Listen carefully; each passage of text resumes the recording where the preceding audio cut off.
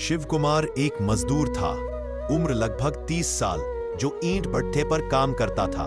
दिन भर धूल और पसीने में डूबा रहता, मगर उसकी आंखों में एक सपना था, अपनी बीवी मेहंदी को कुछ बड़ा बनाना।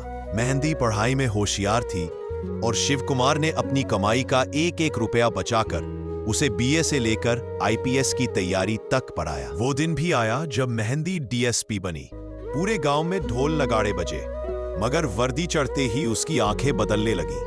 पहले तो शिव कुमार को सिर्फ पब्लिक में पहचानने से मना किया, फिर धीरे धीरे उससे हर रिश्ता खत्म कर दिया।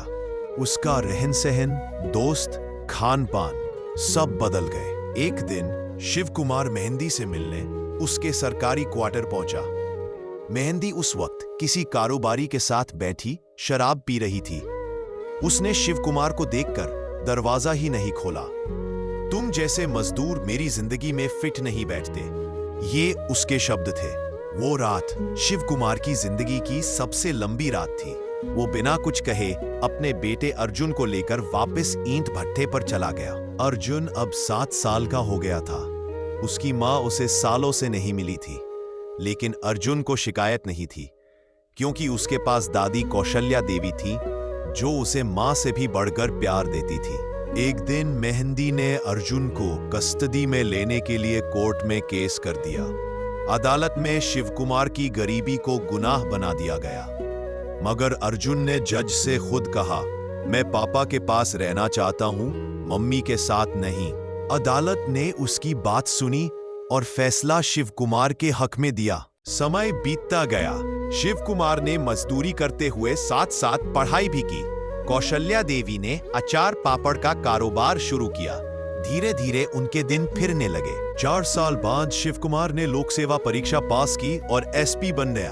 अब वो उसी जिले का अफसर था जहां मेहंदी बीएसपी थी। वक्त का पहिया घूम चुका था। एक दिन पुलिस मुख्यालय में एसपी शिव कुमार के स्वागत में पार्टी रखी गई।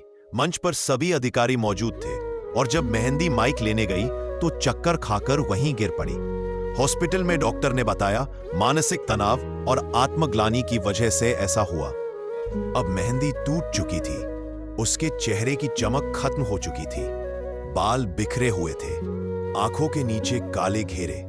जो औरत वर्दी पर इतराती थी, अब खुद को ही नहीं देख पा रही थी। एक दिन बाजार में उसकी मुलाकात कौशल्या देवी से हुई। वो थर-थर कांप रही थी।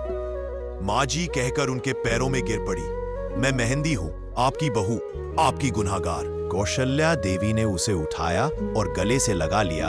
अगर दिल सच्चा है तो दरवाजा कभी बंद नहीं होता। शाम को मेहंदी उनके साथ शिव कुमार के घर पहुंची। अर्जुन दरवाजे के पीछे खड़ा था। मम्मी कहकर दौड़ पड़ा।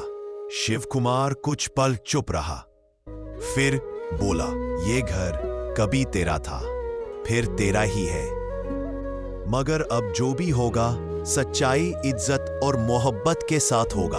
अगर आपको भी कभी किसी रिश्ते में धोखा मिला है तो इस कहानी को देखकर आपका दिल जरूर भर आया होगा।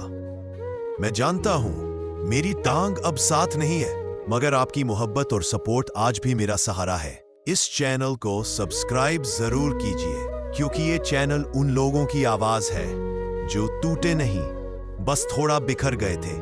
कमेंट में एक लाल दिल जरूर छोड़िए, ताकि हम जान सकें कि आप इस कहानी से जुड़े। और हाँ, जो लोग अब तक सब्सक्राइब नहीं किए, या सच में इतनी सच्ची कहानी देखने के बाद भी आप चुप रह जाएंगे?